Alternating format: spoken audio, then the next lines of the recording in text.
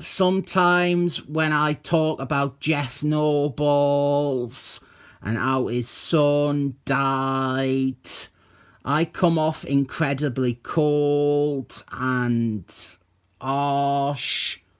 And I want it on record that I think anyone's son dying young is a tragedy, but what I make fun of is Jeph Nobles' embarrassing and very public failure to deal with the loss. I'll bring this up now because this series here was the first and what should have been the only project where Jeph Nobles channels his grief and emotion into a story dealing with similar things. If it was just this series, he would deserve some applause for heartfully penning something that was deeply allegorical to himself, but still remain fixed and true to the source material and the characters. This is the death of Captain America, issue 3, but it doesn't say issue 3 anywhere on the cover. And I believe that this issue of the miniseries is the best thing Jeph Nobles ever wrote. Up front, I've never thought of him as a good writer. He sometimes could get away with stuff being inoffensive in the 90s, but nearly everything since has been trash, and it became extra trash when his son died and he went off the rails and just became truly awful. I'm done talking about his dead son now, and I've not even made any mean jokes this time. This issue stars Hawkeye, and on top of my other claims of this being Jeph Nobles' best comic, I would also say that this is the last time Hawkeye ever existed. This is the last time Hawkeye was Hawkeye. His next appearance after this is Michael Bryan Benson making him into a ninja, which is all the sadder since this offers a much better alternative to that direction. So Hawkeye was dead. Benson killed him off, and then Benson brought him back, and then Benson ignored him for about a year. And this is our first time seeing him since his resurrection. He goes to Avengers' house and he finds it abandoned.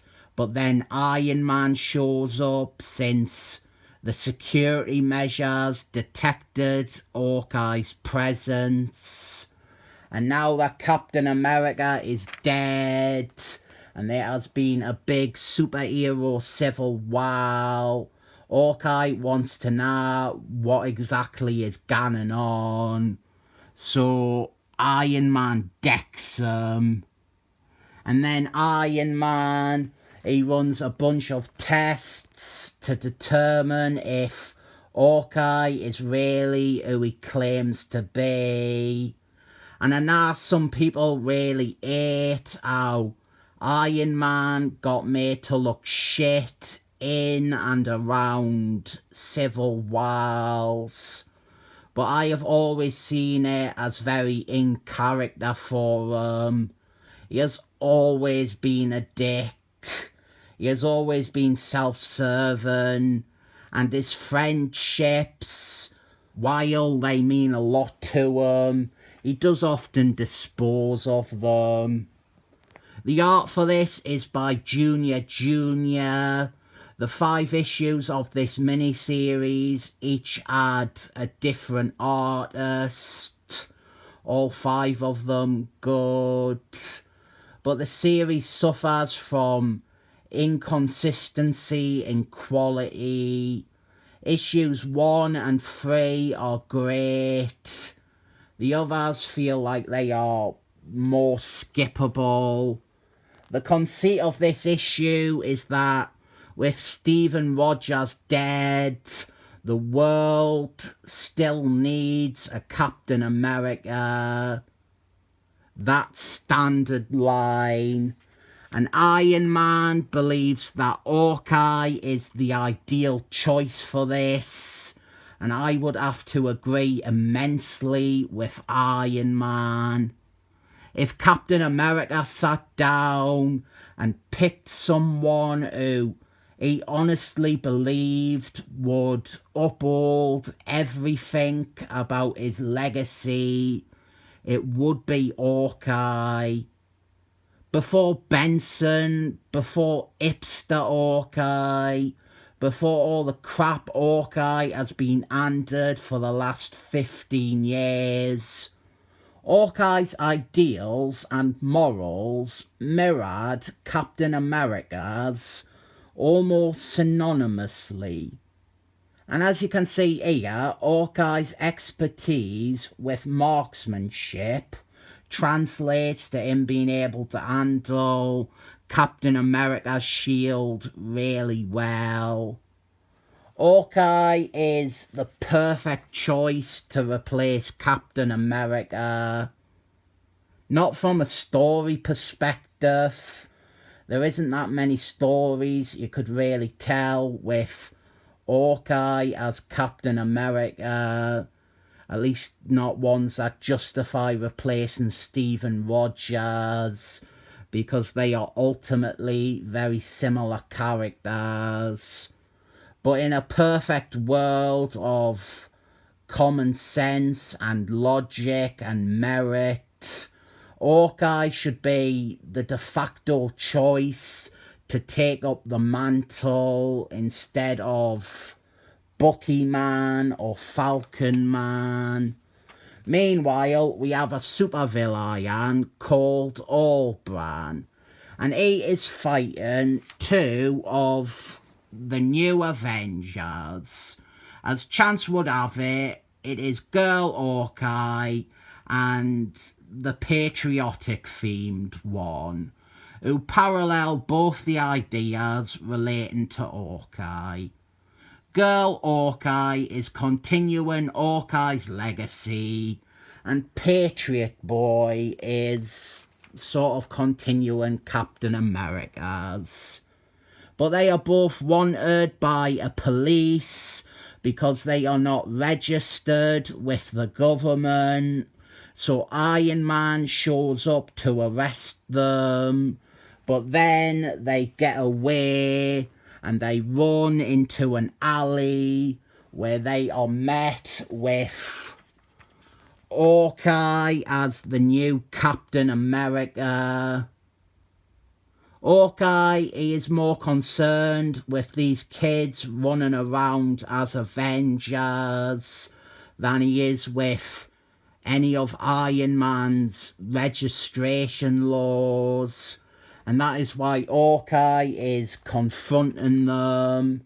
And Girl Hawkeye explains that she took the Hawkeye name to try and honour the dead hero, and that she is inspired by him rather than pretending to be him.